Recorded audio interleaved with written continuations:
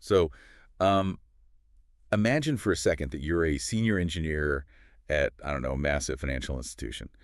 And it's 2 a.m. on a Sunday. Oh, the classic deployment window, the cold sweat hour. Exactly. The absolute worst time to be awake. So you're staring at your monitor, your hand is just, hovering over your mouse. You are getting ready to merge this massive pull request and hit deploy on a core system upgrade. Right. But here's the catch. You did not write a single line of that code. Not one. An artificial intelligence did. I mean, it generated thousands of lines across dozens of files. It refactored your database calls. It updated API endpoints.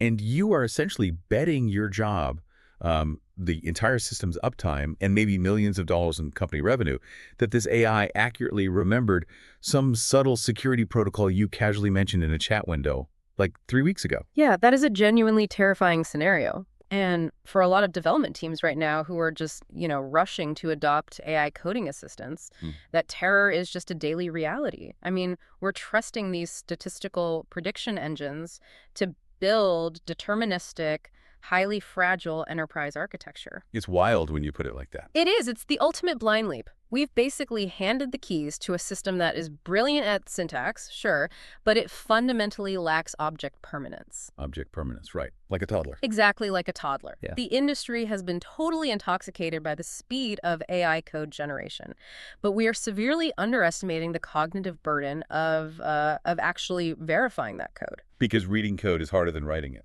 Always. When an AI writes 100 lines of Python in 3 seconds, the human hasn't actually saved any time if they then have to spend 3 hours forensically analyzing every single variable to make sure it doesn't contain, a subtle logic bomb or race condition. And that brings us to what we are looking at today. Welcome to another deep dive. Today, we are unpacking a set of highly specific, totally self-contained training materials from June 2026. Which is fascinating stuff, honestly. It really is. It's a comprehensive curriculum built around a tool called AWS Kiro. And the entire premise of this course, which, by the way, it includes everything from basic onboarding to advanced methodologies, real-world deployment demos, even a guide for facilitators who have to teach this, to very resistant engineering teams. Yeah, the cultural resistance is a big part of it. Oh, massive. But the premise is that the era of treating an AI like a fast typist is just over. Kiro is positioned as an agentic IDE, and its goal is to fundamentally force a shift in software engineering from typing out code to editing intent. Yeah, and that terminology is really important here, the distinction between an assistant and an agent. Right. Let's break that down for everyone, because people use those words interchangeably, but they aren't, are they? Not at all. An assistant waits for a prompt and returns a block of text. It's reactive. An agent operates with a degree of autonomy. It plans, it breaks down tasks, it actually interacts with external tools, and it makes localized decisions to achieve a broader goal. So it's doing the thinking, not just the typing. Exactly. And AWS Kiro, which officially hit international general availability in May 2026 as the successor to Amazon Q Developer, it's built explicitly for this agentic paradigm. But it doesn't look alien, right? Yeah. Like if you open it up. No, not at all. If you look at the interface, it's actually a fork of Visual Studio Code, which was a very deliberate, pragmatic choice by AWS. Because developers hate learning new UI. They absolutely despise it. AWS didn't want developers to have to learn a completely new graphical interface or memorize new keyboard shortcuts or lose all their favorite extensions. Right. You open it up and your brain says, okay, I know where the File Explorer is. I know where the terminal is. It just lowers the friction of adoption immediately. Exactly. But under the hood, the engine has been entirely replaced. Kiro is deeply integrated with Amazon Bedrock, which acts as the orchestration layer for the intelligence. And what's mechanically fascinating here is that Kiro is not just statically hooked up to one giant large language model. Wait, hold on. Explain the mechanics of that. So the IDE is deciding on the fly which model to use based on what I'm typing. Yes. It uses an intelligent routing system. How does it differentiate between me needing, like, deep reasoning versus just needing a basic boilerplate loop? So it evaluates the context of your request against the required computational payload. Because large language models have a spectrum of capabilities, right? Sure. On one end, you have models that excel at deep, multi-step logical reasoning, complex architectural evaluation, constraint satisfaction. In the Kiro ecosystem, this is Claude Sonnet, The heavy lifter. the heavy lifter. Really? Claude Sonnet is brilliant, but relative to smaller models, it's computationally expensive and its token generation speed is slower because it's doing that heavy lifting. Makes sense. It's thinking harder. Right. But on the other end of the spectrum, you have models designed for extremely high throughput, low latency code generation. Things that can blast out standard boilerplate or simple unit tests or, repetitive data mapping logic in milliseconds. Just raw speed. Exactly.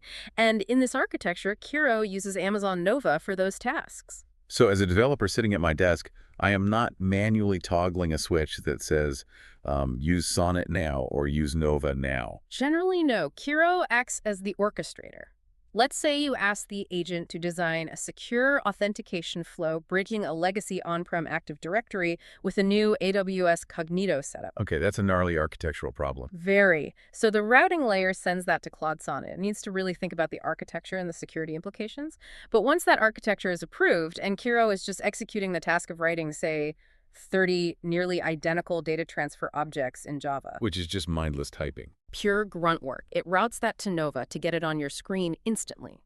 So the developer gets the benefit of deep reasoning when needed without sacrificing the raw, real-time typing speed for the mundane parts of the job. Okay, that's really clever. So for you listening, whether you are a principal engineer trying to figure out how to scale your team, or maybe a technical project manager, or just someone who is fascinated by how knowledge work is being completely deconstructed and rebuilt by AI, this deep dive is going to explore the actual mechanics of this transition. We're going to get into the weeds. Oh, definitely.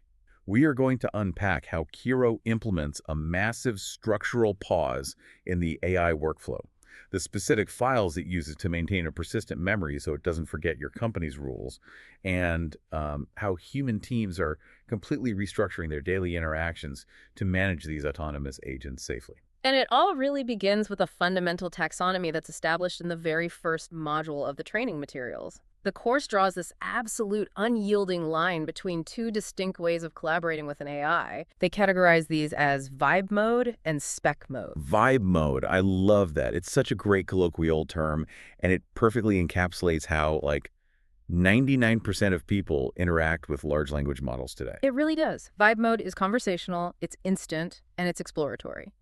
You open a chat panel, you type a natural language request, and the AI immediately starts generating code. Just vibes. Just vibes. It's highly iterative. If you're exploring a massive, unfamiliar, completely undocumented code base and you just need to ask the agent, hey, where's the payment processing logic actually handled? Vibe mode is perfect. Or if I'm just hacking together a quick Python script. Right. If you're prototyping a throwaway script to parse a weirdly formatted CSV file, vibe mode gets you there in seconds. It relies entirely on the implicit context of the chat window and the files you currently have open. But, and this is a big but, the training materials spend a significant amount of time detailing a phenomenon they call the failure cascade of vibe coding, specifically when you try to apply it to enterprise architecture. Yeah. Because enterprise architecture is fundamentally unforgiving of implicit assumptions. Let's look at the actual mechanics of why vibe coding fails at scale. Oh.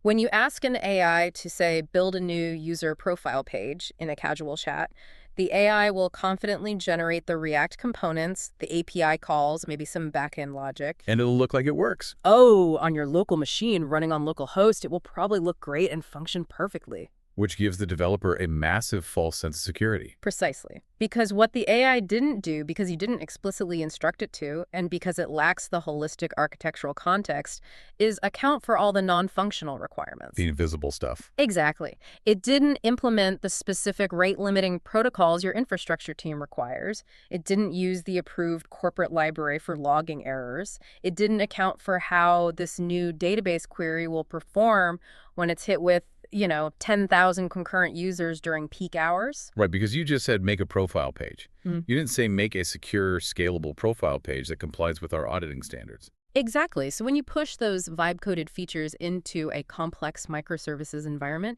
it drifts from the established system architecture. It essentially creates a technical debt bomb that will eventually detonate under production load. And this brings us to the core thesis of Kiro, which is spec mode.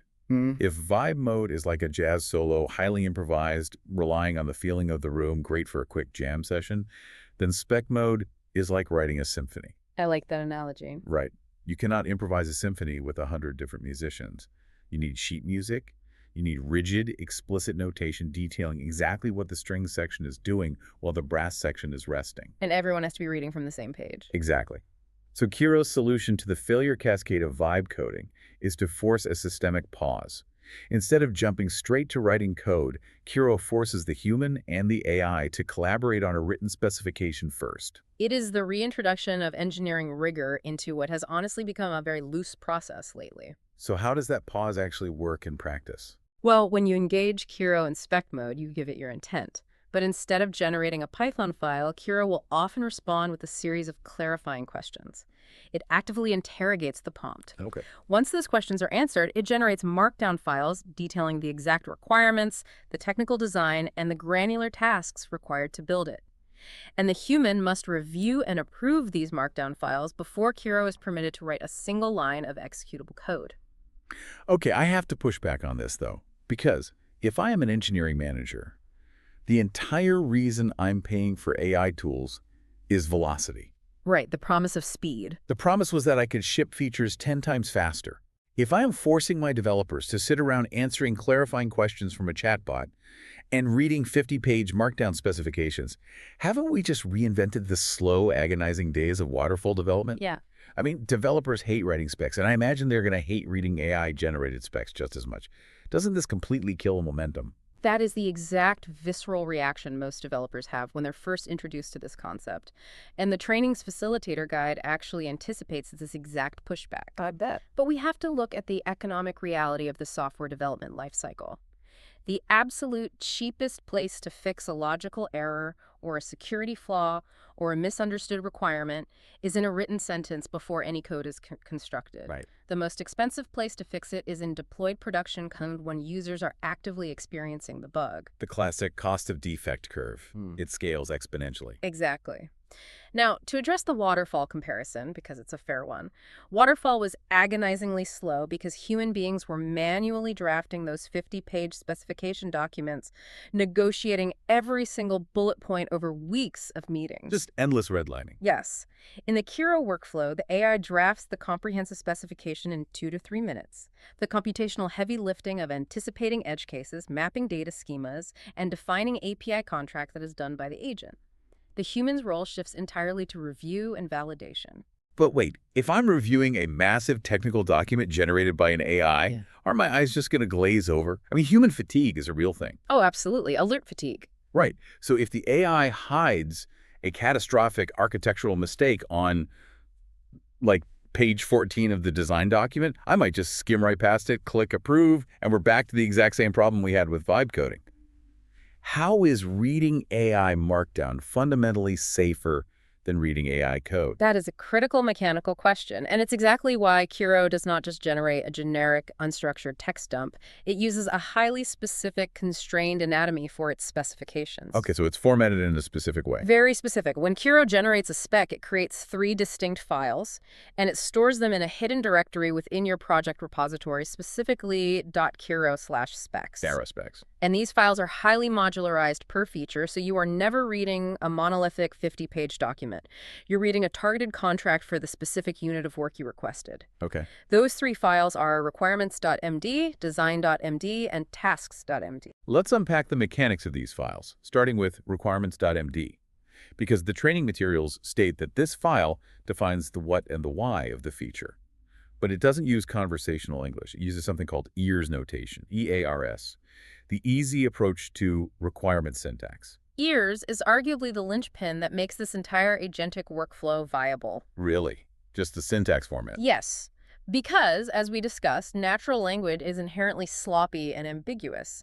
If a product owner says, make sure the user's shopping cart is updated quickly when they add an item. The word quickly is totally subjective. Subjective. Yeah. The word updated lacks technical specificity. If you feed that ambiguous prompt to an AI, the AI will hallucinate an assumption about what you meant.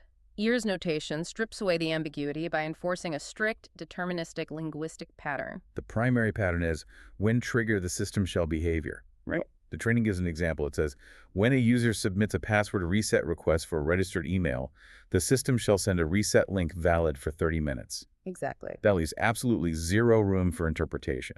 Zero room for interpretation, which is vital for two reasons. First, it forces the AI and the human reviewing the document to explicitly define the boundaries of the system. What is the exact trigger? What is the exact resulting state? And the second reason? Mechanically, the deeper value of ears is that every single requirement written in this syntax maps directly, almost one-to-one, to a future automated test case. Oh, so the requirement itself is basically pseudocode for the unit test. Precisely. If the requirement states, the system shall send a reset link valid for 30 minutes, Kiro knows fundamentally that in the construction phase, it must generate a test that attempts to use a link at minute 29, which should pass, and a test that attempts to use a link at minute 31, which should fail. Wow. By forcing the human to approve the ears notation first, you are implicitly forcing the human to approve the testing criteria before the feature even exists. This is how you prevent the human's eyes from glazing over. You're reviewing a concise, logic-based contract, not a sprawling narrative. Okay, that makes sense. So let's say I read the ears requirements. I catch that the AI forgot to include a requirement about what happens if the user requests 5 password reset links in 2 minutes. Good catch? Right, so I tell the AI to add a rate-limiting requirement. We agree on the requirements.md file. What happens next? Then Kiro progresses to drafting the design.md file. If the requirements are the what, the design is the how. This is where Cloud Sonnet really flexes its architectural reasoning. Exactly. Kiro will map out the data flow. It will define the exact JSON payload structures for the API contracts. It will draft the database schema alterations, detailing the primary keys, the foreign keys, and the index structures required to meet the performance criteria implied by the requirements. But what happens when the AI gets it wrong? Because they do. They do. Let's say we are building a new microservice, and Kiro proposes a database schema in design.md that relies on heavy relational joins. But I know, because I'm the senior engineer and I have the tribal knowledge of our infrastructure, that our database team is aggressively moving away from relational models toward a NoSQL document-based structure for this specific type of data. Okay, classic scenario. Right. If I just tell the AI in the chat, no, use NoSQL, does it rewrite the whole document? Do I have to fight with it? Yeah. We've all fought with chatbots that just refuse to get the point. Right, the prompt engineering loop of doom. But no, you don't have to fight with it in the chat at all. And this is a fundamental paradigm shift in how we interact with agents. You simply open the design.md file in your editor, delete the relational schema the AI proposed, type in your required NoSQL document structure, and hit save. Wait, I can just manually overwrite the AI's technical design document, and the AI will actually respect that change downstream. Yes. It won't just stubbornly revert to its own idea when it starts coding. No, it respects the document because the document is the ground truth. Kiro's entire execution loop is tethered to reading those markdown files. When you edit design.md, you are literally rewriting the AI's internal state for that task. So the human acts as the ultimate technical editor. The ultimate editor. And there is a massive secondary benefit to this. Because these files live in the .kiroSpecs directory and they are committed to your Git repository along with the code, they become perfectly accurate, living architectural documentation. Which is the holy grail of software engineering. Every company claims they have documentation, but let's be real, it's usually on a wiki that hasn't been updated in 3 years. Exactly. It's always stale. But here, when a new human developer joins the team 6 months later, they don't have to decipher thousands of lines of code to guess why a specific NoSQL structure is chosen. They can simply read the design.md file and the requirements.md file. It explains the intent and the architecture clearly. That is huge. Okay, that leads us to the final file in the spec triad, tasks.md. We have the requirements, we have the architectural design, and now Kiro has to figure out the actual sequence of human-level actions to build it. Right. Tasks.md is where the theoretical design is translated into an execution graph. Kiro analyzes the design.md and breaks the entire feature down into discrete, atomic, highly trackable tasks. But it doesn't just make a flat list. It utilizes dependency mapping to understand the required order of operations. Right, because I can't write the API endpoint that queries the database until the database table actually exists. The AI has to know that hierarchy. It does. It generates a directed acyclic graph, a DAG of the dependencies. And what is truly powerful here is that Kiro is sophisticated enough to identify independent tasks that do not rely on each other and group them into waves. Waves, like parallel execution. Yes. The training materials highlight this really fascinating internal demo. Kiro was asked to build a full-stack web application designed to visually render the Mandelbrot set. The complex mathematical fractal. Exactly. So during the task generation phase, Kiro didn't just plan to build it sequentially from start to finish. It generated over 25 discrete tasks. And it recognized that setting up the basic HTML canvas structure on the front end was completely independent of writing the complex, multi-threaded mathematical utility functions on the back end. Oh, wow. So it grouped those independent tasks into a parallel wave. When the execution phase began, Kiro essentially multi-threaded itself. It was writing the front end and the back end simultaneously before merging them in a final integration task. That is mind-bending. It's acting like a highly efficient, multi-talented development team all by itself. It really is. But this brings up a massive practical bottleneck. Editing these markdown specifications for every single new feature could get incredibly tedious if you have to constantly remind Kiro about your company's global rules. You used the example of the NoSQL database earlier. I don't want to have to manually edit the design.md file every single Tuesday to remind the AI that we prefer DynamoDB over PostgreSQL, or that we enforce strict Python type hinting, or that we require specific corporate headers on every file. If an agent suffers from amnesia between sessions, it becomes a burden, not an asset. You've just identified the exact reason why isolated chatbot assistants fail in the enterprise. They lack persistent contextual memory. They start fresh every time. Exactly. AWS solved this in Kiro by expanding the role of that hidden.kiro folder. It doesn't just store the feature-specific specs we just talked about. It is designed to house a persistent memory layer called steering files. Steering files. This sounds like we were programming the agent's core personality. Let's dig into the mechanics of how these work. Sure. Steering files are markdown documents that provide the permanent, machine-readable ground truth for the agent regarding your specific project, your team, and your company. They live in the root of the repository, meaning they are version-controlled in Git, just like your source did it. The training outlines 3 default steering files that Kiro relies on: product.md, tech.md, and structure.md. Break down the division of labor between those 3 for me. Let's start with product.md. This provides the business context. It explains to the AI what the application actually does, who the target users are, and what the core business value is. This prevents the AI from making technically sound but commercially ridiculous decisions. Like optimizing a feature for millions of users when it's just an internal dashboard for 3 HR people. Exactly. It grounds the agent in reality. Then you have tech.md. This is the rigid rulebook. This is where you dictate the tech stack, the coding conventions, the naming standards, the security compliance requirements. So in tech.md, I would explicitly write something like, we use strictly typed Python 3.11. All database interactions must use SchoolAlchemy ORM. Raw SQL is strictly forbidden. All variables must use snake case. Exactly. You just lay it out. And the third file, structure.md, maps out the macro architecture of the repository.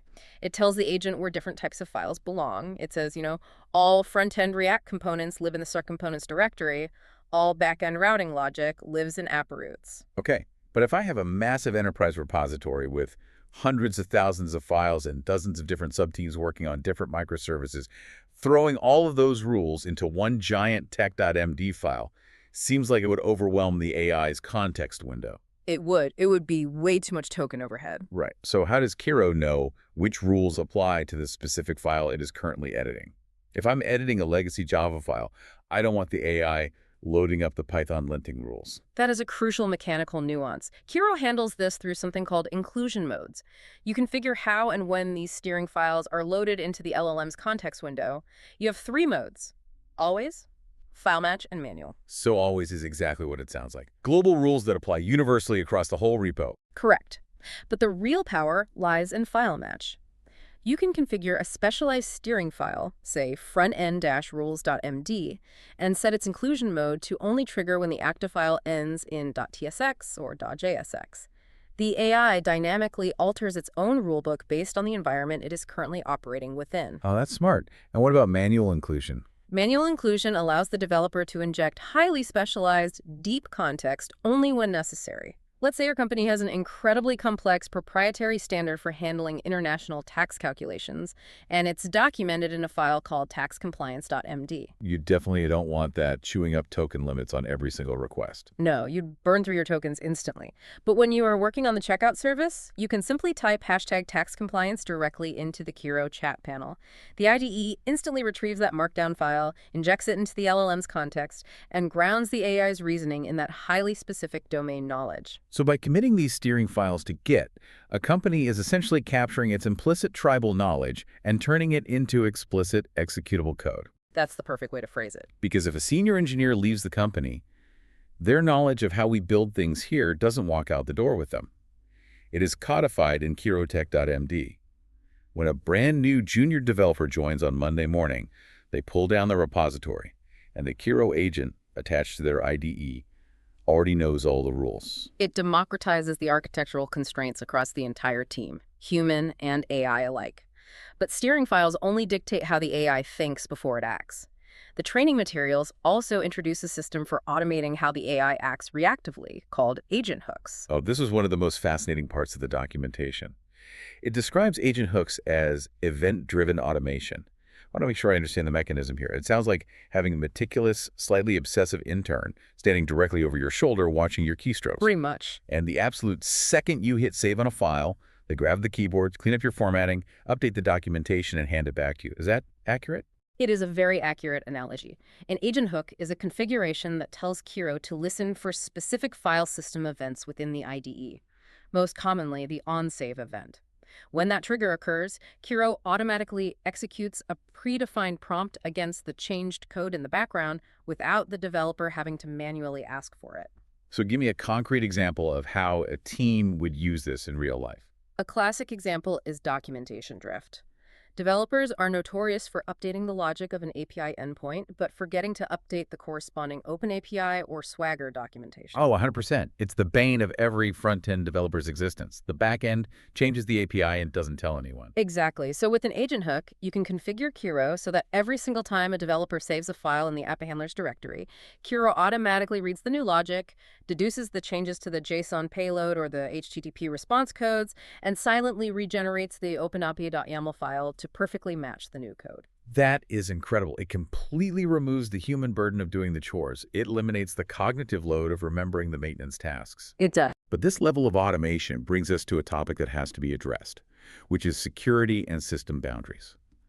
The documentation spends a lot of time detailing how Kiro integrates with external systems using something called the Model Context Protocol, or MCP.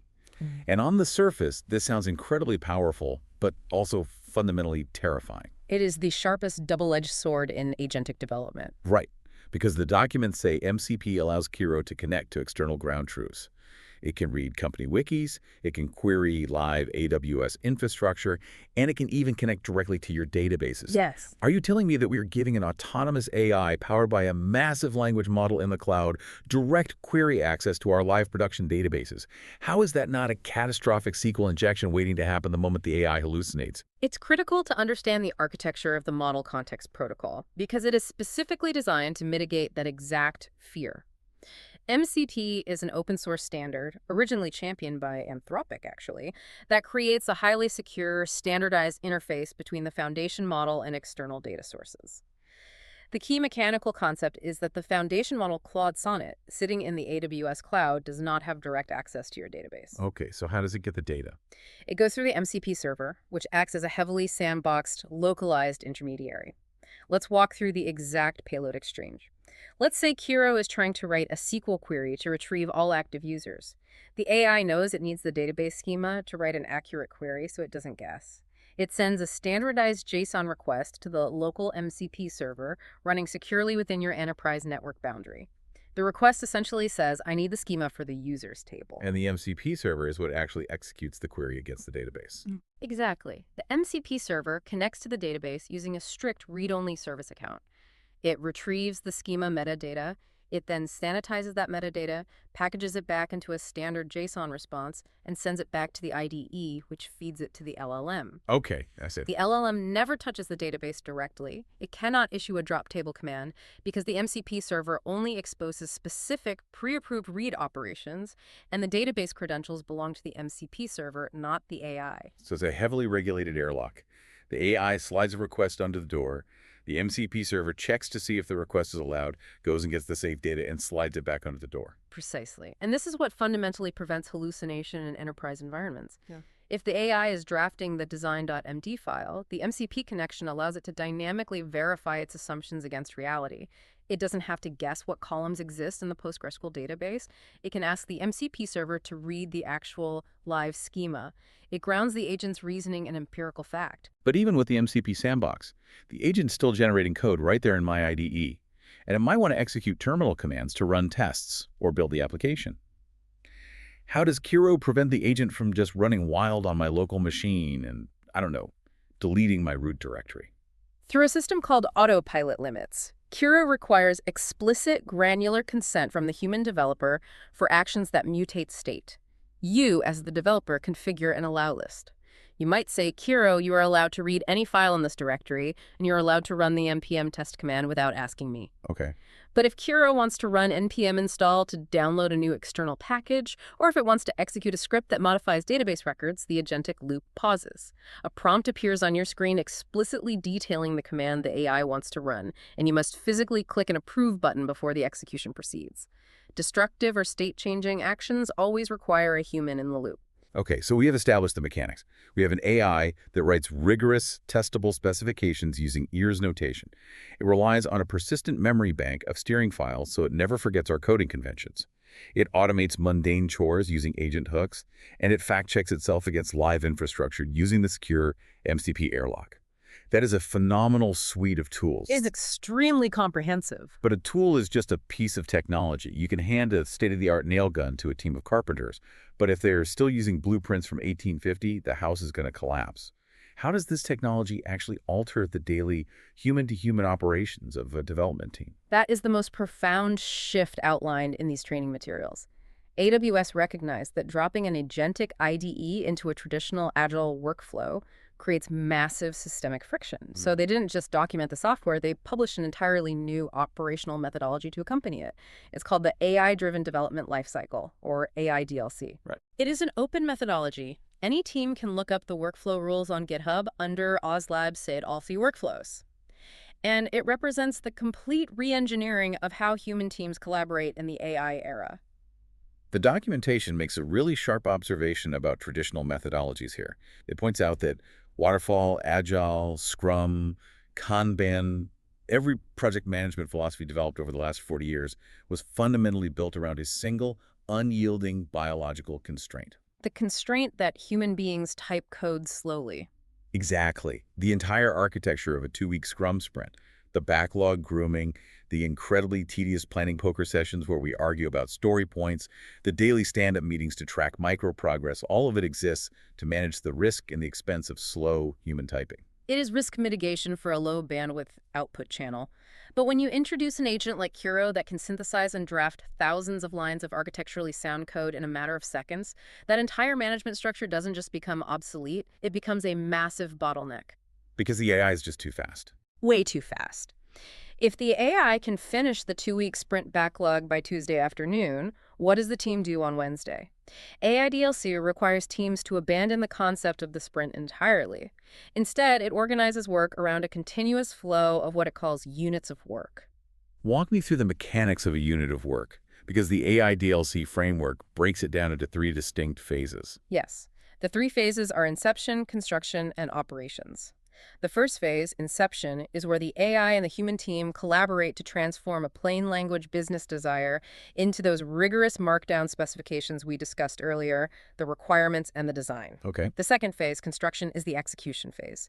This is where Kiro reads the approved specs, generates the dependency graph of tasks, writes the application code, and generates the unit tests to prove the code meets the EAR's criteria. And then the third phase, Operations. This isn't just about throwing the code over the wall to an IT department anymore, right? No, in the operations phase, the AI agent is tasked with drafting the infrastructure as code, the IAC. It generates the Terraform scripts or the AWS CloudFormation templates required to actually provision the cloud servers, set up the load balancers, and configure the database instances needed to run the code it just wrote. It plans the deployment strategy. But the truly radical part of AI DLC isn't just the phases. It's how the humans are instructed to behave during them. The methodology mandates practices called mob elaboration and mob construction. Right. And to be honest, when I first read this, my immediate reaction was deep skepticism. For decades, the stereotype of the hyperproductive developer is someone wearing noise-canceling headphones, isolated in a cubicle, staring at a screen in a deep state of flow. Oh, yeah, the lone wolf coder. Mob elaboration sounds like the exact opposite. It sounds like forcing the entire engineering team to sit in a conference room and stare at the same screen while the AI types. It is the exact opposite of the isolated developer model, and it requires a massive cultural reset. In a mob elaboration session, the product manager, the senior engineers, and perhaps a security specialist all gather either physically or virtually around a single shared Kiro session. The product manager inputs the high-level business goal.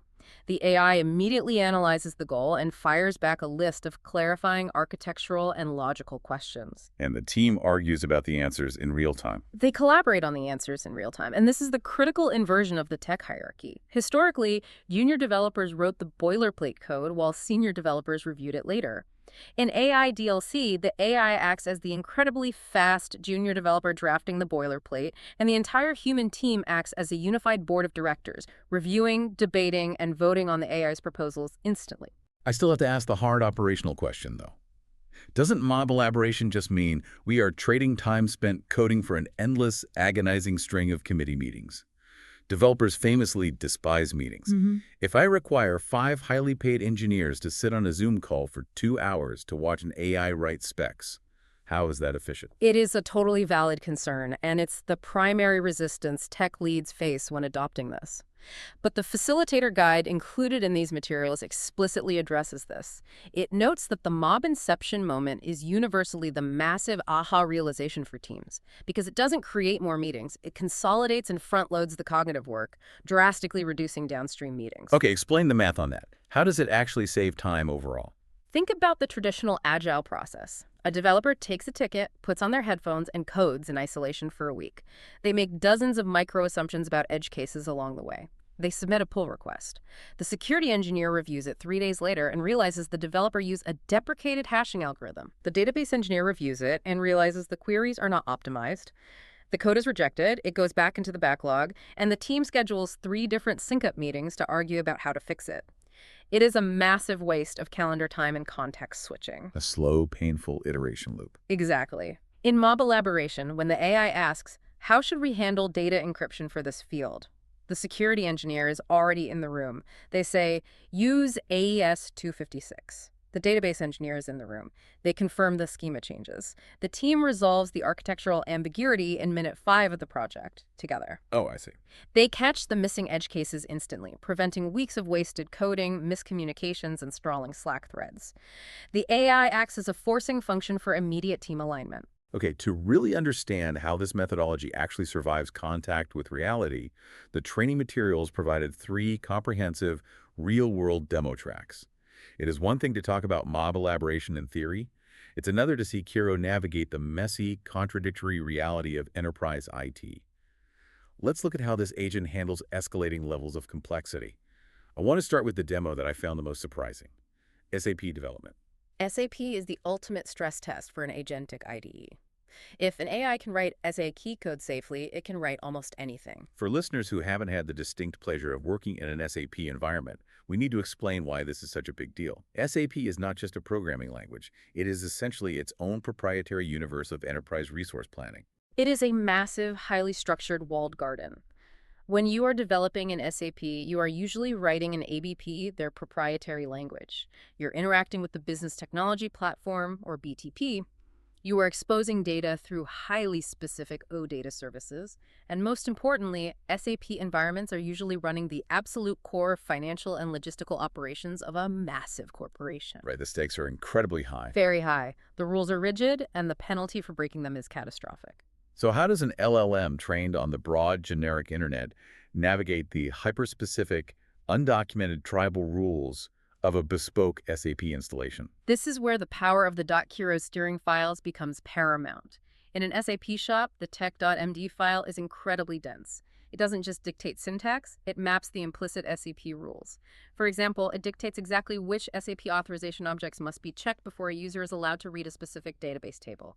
When Kiro drafts ABAP code, it inherently aligns with those deeply specific security models. But the real danger in SAP isn't just writing the code, it is moving the code. SAP uses a strict system of transport requests to move code from a development environment to testing and finally to production. If an AI hallucinates a transport sequence, it could overwrite critical production configurations. Which is why the AI DLC human checkpoints are strictly enforced here. Kira can write the ABAP logic, it can design the OData service, and it can even package the transport request. But the system relies on static analysis and explicit human sign-off. The human SAP basis administrator must explicitly review the generated transport manifest and execute the deployment. So the AI is teeing it up, but the human swings the club. Exactly. The AI accelerates the typing of the ABAP, but the human retains absolute control over the SAP transport mechanism.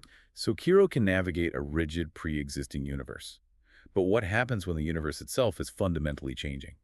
That brings us to the second demo track, AWS migration and modernization. This is the scenario where a company is tearing an application out of their legacy on-premise servers and trying to rebuild it in the cloud. Migrations are notoriously painful because they are a mix of high-level strategic decisions and incredibly repetitive, low-level infrastructure generation. Oh, yeah. The demo provided in the materials walks through migrating a legacy application called Order App. The documentation says Order App is currently running on older technology, an Nginx web server, a fast API Python backend, and a MariaDB relational database. And the goal is to get this into AWS. How does Kiro even begin to evaluate a migration like that? Kiro utilizes the industry standard 7Rs framework for migration strategy. It analyzes the existing code base, the dependencies, and the data structures. The agent then proposes a strategy for each component. Should we rehost it, meaning just lift and shift it onto an AWS EC2 instance? Should we replatform it? Or do we need to completely refactor the code to make it cloud native? Can you give me a specific mechanical example of how it makes that decision? How does an AI choose between replatforming and refactoring? Let's look at the MariaDB database. Kiro analyzes the SQL queries in the FastAPI application. It recognizes that the application relies heavily on standard relational queries, but doesn't use any hyperspecific MariaDB stored procedures. Therefore, Kiro proposes replatforming the database to Amazon Aurora PostgreSQL. Because it's an easy translation. Right. It calculates that the schema translation is straightforward, and Aurora provides massive managed scalability benefits without requiring the application's entire data access layer to be refactored. So the AI makes the strategic recommendation. The human architecture team reviews that recommendation in a mob elaboration session, agrees with the Aurora replatforming strategy, and approves the design.md file.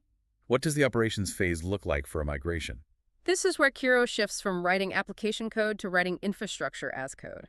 Based on the approved design, Kiro generates the AWS Cloud Development Kit, or CDK scripts. It writes the exact TypeScript or Python code necessary to spin up the Aurora database, configure the VPC networking, and deploy the FastAPI application onto a managed container service like AWS Fargate. I noticed a brilliant operational detail in this migration demo regarding the cutover window, because the actual moment you flip the switch and route live user traffic from the old server to the new cloud environment is incredibly high stress. It is the most dangerous moment of the project, hands down. But Kiro uses the EARS criteria from the very beginning of the project to manage that risk. The requirements defined in requirements.md, the when this happens, the system shall do this, are literally exported and used as the objective line-by-line gonna-go acceptance checklist during the cutover. Yeah, that's a great feature. The humans physically verify those exact EARS behaviors against the live cloud infrastructure before declaring the migration a success.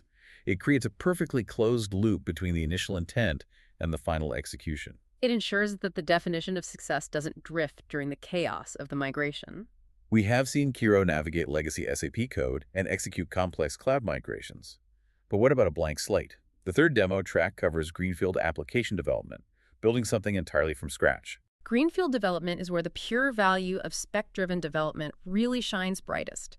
because it protects the team from the dangers of ambiguous product requests. The demo outlines the creation of an AI-powered support ticket triage service. And the initial prompt provided by the product owner in the demo is famously brief. It is literally one sentence: automatically classify incoming support tickets. It is a classic, deceptively simple request. If a developer took that prompt and used vibe coding, they would just write a quick Python script that takes the ticket text, throws it at an LLM API, and saves the output to a database. It would take 10 minutes and it would be a complete disaster in production. Why? Because they didn't anticipate the edge cases. Exactly. But how does Kiro handle that same one-sentence prompt in spec mode? During the mob inception phase, Kiro ingests that single sentence and immediately cross-references it against best practices for enterprise AI applications. It halts the process and fires back a list of critical clarifying questions to the team. It asks, support tickets frequently contain personally identifiable information, or PII. How should the system handle PII before sending the text to the classification model? Which instantly forces the security engineer in the room to say, wait, we need a redaction layer before the data leaves our perimeter. Exactly. Then Kiro asks, LLMs are probabilistic and can hallucinate. What is the fallback mechanism if the model classifies a ticket with a category that does not exist in our internal routing database? Which forces the product manager to realize they need to define a human-in-the-loop override queue. By acting as a relentlessly thorough, slightly annoying business analyst, Kiro forces the human team to design the PII redaction layer and the hallucination catchers in the design.md file before a single line of the FASTA PI routing logic is drafted. A naive human developer might have missed those enterprise requirements entirely. The agentic IDE enforces them systematically. This level of automation, writing the code, provisioning the cloud infrastructure, generating the tests, leads inevitably to a question of ultimate trust. Sure. If Kiro is this capable, what is realistically stopping a company's finance department from looking at this and saying, great, fire half the engineering team, let the project managers just type prompts into Kiro and put the entire software development lifecycle on autopilot? The training materials explicitly and repeatedly address the boundaries of trust, establishing a core tenet of the AI DLC framework. Humans verify before execution proceeds. Kiro is emphatically not designed to remove human engineers from the loop. It is designed to drastically increase their leverage. Explain the concept of leverage in this context. Leverage means you apply your specialized knowledge at the point of maximum impact. You let Kiro do the heavy lifting of drafting boilerplate, evaluating dependency graphs, and writing repetitive infrastructure scripts. The machine is better at that anyway. But the human holds the ultimate business context, the strategic vision, and the final accountability. The accountability piece is huge. It is. The human makes the strategic call on the 7Rs migration plan. The human hits the final approval button to execute the CDK deployment to production. An LLM cannot be held legally or operationally accountable for a production outage. A human can. Therefore, the human must retain the final mechanism of control. But retaining that human control and utilizing this massive agentic leverage comes with a very literal financial cost. And this brings us to the final major theme of the training materials: the economics of utilizing an agentic IDE. This is not just a matter of paying a flat $20 a month subscription fee and getting unlimited magic code. No, it introduces a completely new operational paradigm for development teams. The course materials describe the rise of the request economy. Kiro usage is strictly metered and measured in requests, and there is a stark, mathematically significant difference in the cost of the different operational modes we've discussed. We are talking about the difference between vibe requests and spec requests. Exactly. Vibe requests are conversational. They generally rely on the faster, less computationally intensive models like Amazon Nova. They're cheap. Spec requests, however, require deep reasoning, complex architectural analysis, and the generation of highly structured, interdependent artifacts across multiple files. They rely heavily on Claude Sonnet. Consequently, a spec request is computationally expensive. The training notes that a spec request costs approximately 5 times the price of a vibe request. 5 times. That is a massive multiplier. The documentation mentions that as of mid-2026, a standard Kiro Pro license provided a developer with roughly 350 total base requests per month, broken down into an allowance of about 225 vibe requests and only 125 spec requests. Which means developers can no longer treat AI interactions as an infinite free resource. You have a finite quota of high-level reasoning. So what does this actually mean for the psychology of a development team? 10 years ago, we used to carefully budget server compute time. Are you saying we now have to literally budget AI reasoning time? Precisely. It fundamentally alters the incentive structure of software development. It makes getting the requirements right the first time a literal financial imperative. Walk me through a scenario where a team mismanages this request economy. Let's say a team is sloppy during the mob inception phase. They rush past the requirements.md file without really reading the ERS criteria. They tell Kiro to proceed. Kiro burns a 5x spec request to generate a massive complex design.md and a 30-step tasks.md graph. The team finally reads the design and realizes it is fundamentally flawed because they forgot to mention a core security constraint. They have to go back, update the requirements, and ask Kiro to regenerate the design and the tasks. Ouch. They just burned another massive chunk of their monthly spec quota to fix a mistake they should have caught in the first 5 minutes. Exactly. If you iterate at the design level because you were careless at the requirements level, you will exhaust your AI compute budget incredibly fast. This is why investing time in creating highly accurate, detailed steering files in the .kiro directory directly saves the company money. If the agent automatically knows your rigid architectural conventions from the start because they are explicitly defined in tech.md, it gets the specification right on the first attempt, saving those expensive reasoning tokens. The facilitator guide lists several common pitfalls teams fall into when adopting Kiro. One of them is the absurd scenario of using a heavy 5x spec request just to ask the AI to fix a minor syntax typo in a single file. You're essentially renting a supercomputer to do the job of a spell checker. But the ultimate pitfall, the one they highlight as the absolute death of the system, is blind approval. Blind approval negates the entire architecture of Kiro. If a human developer suffering from fatigue or laziness treats the AI like an infallible magic box and simply clicks approve on the generated requirements.md and design.md files without aggressively reading and validating the logic, you have lost every single safety mechanism the system provides. You are essentially back to the exact dangers of vibe coding. You are back to vibe coding, except you're now paying 5 times as much for the privilege, and worse, you have tricked yourself into a false sense of security, believing you have a rigorous engineering process when all you have is unverified machine output. Wow. Okay, let's step back and absorb the sheer magnitude of what we have covered in this deep dive into AWS Kiro and the AI DLC framework.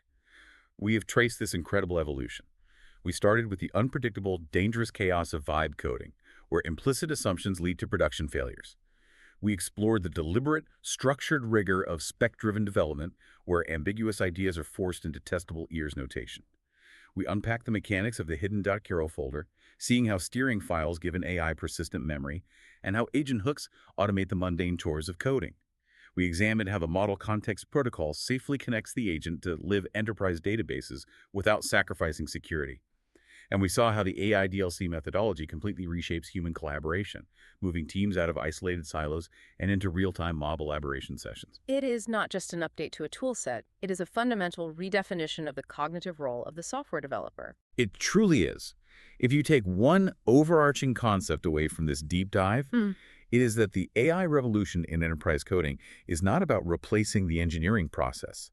It is about shifting your personal center of gravity within that process. You are moving from being the typist of syntax to the architect of systems. You are transitioning from the author of code to the technical editor of intent.